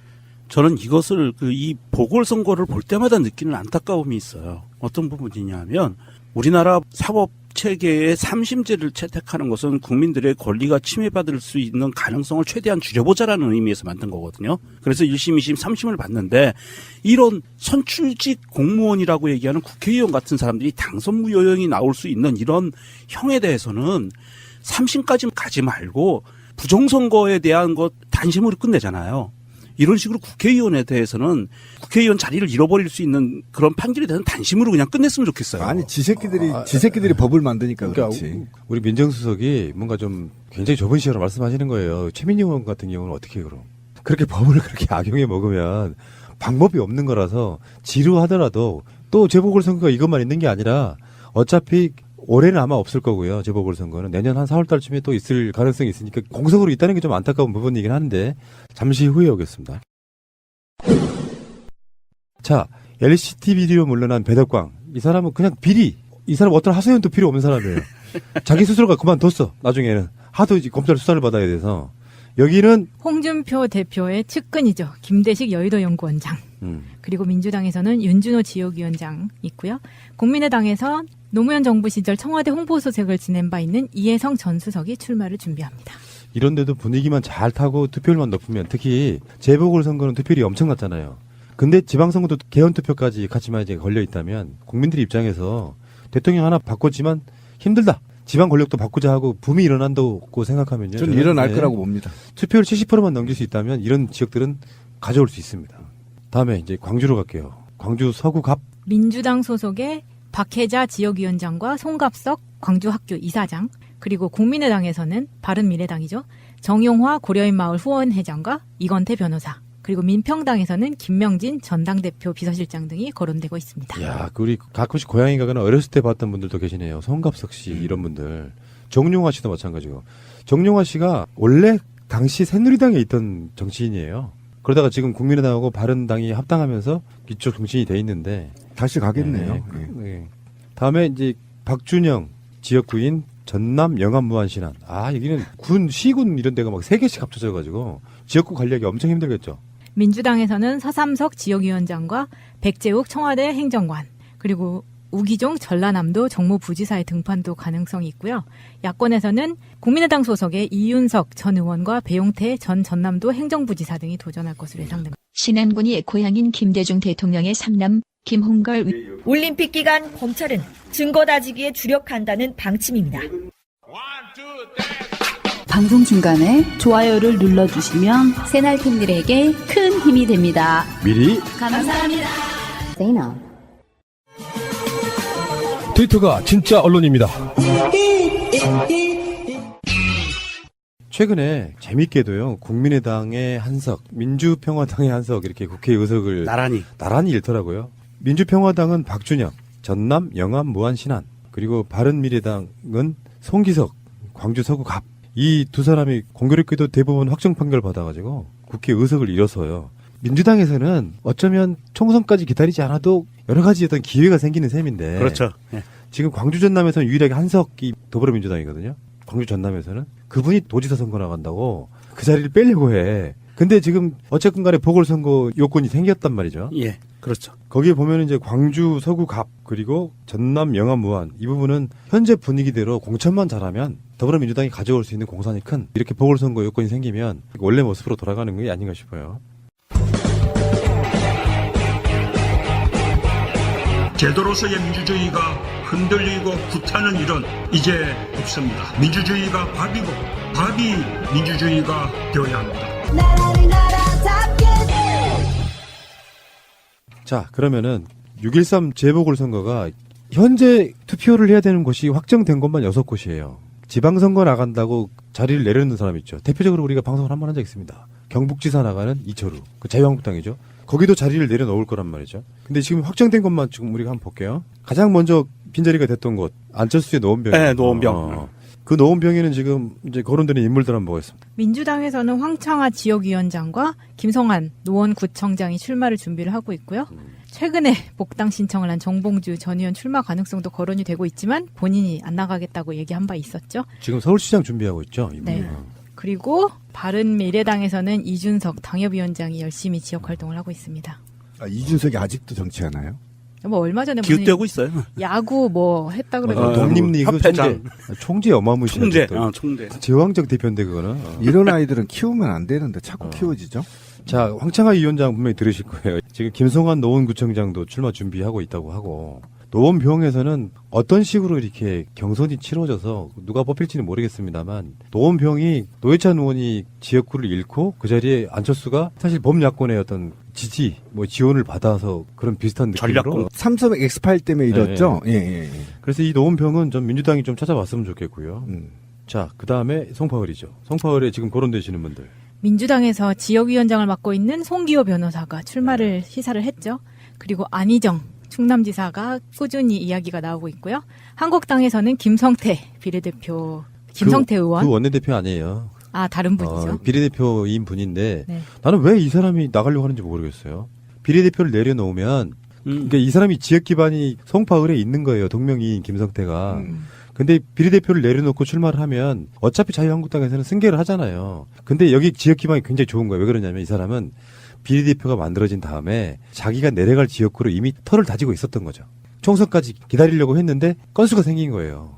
최명길 때문에. 그리고 마지막으로 바미당, 바른미래당에서는 박종진 전 MBN 앵커가 거론되고 있습니다. 박종진 MBN 앵커라는 것도 웃겨요. 종편에서 여러 가지 부류의 앵커들이 있잖아요. 가장 희화화된 캐릭터는 이제 김정은 살찐 거 걱정하시는 분, 엄성섭. 박종진 MBN 앵커가 정말 허접한 사람이거든. 진행도 잘 못하고 컨텐츠도 없고 그냥 어그로 끄는데 되게 유명했던 바로 이런 인물인데 여기는 이제 우리의 관심 포인트는 안희정 지사가 아직도 지금 출마설이 오르내리고 있는데 안희정 지사가 도지사를 삼선을 하지 않고 지금 당대표를 노리느냐 아니면 천안에 생기는 앞으로 생길 요인이 있어요.